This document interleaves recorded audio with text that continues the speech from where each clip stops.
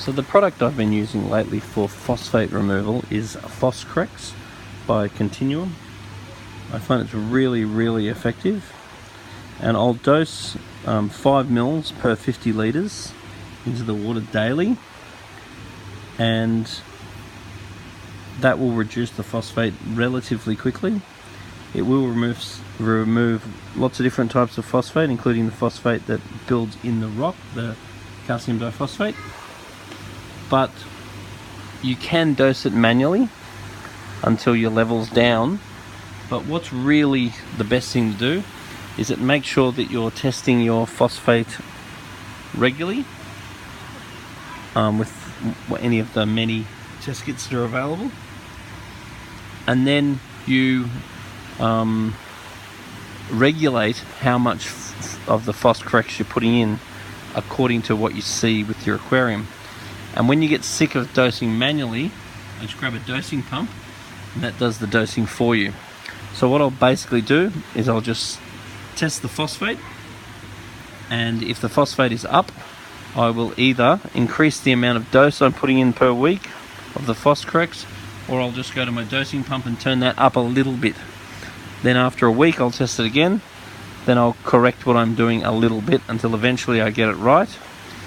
And with phosphate, I don't just use the tests to actually regulate the amount that I add.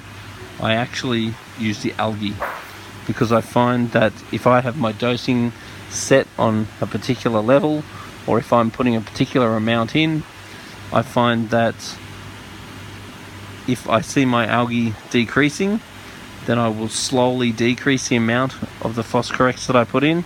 If I see my algae increasing, I will slowly increase the amount of phosphate that I put in. And you need to allow several weeks of difference. So the process of stabilizing the amount of phosphate you need and the algae in the tank actually takes weeks, if not months. So basically, 1 week I will regulate it, then I will test it, I'll look at it, then I will change my dose very slightly.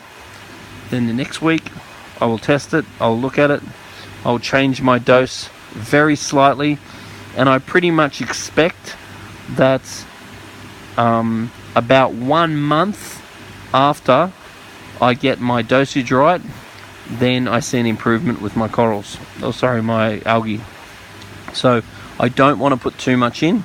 I will start with the amount that they recommend. Then if my algae continues and I'm using that same amount that they recommend, I will slowly increase my dose.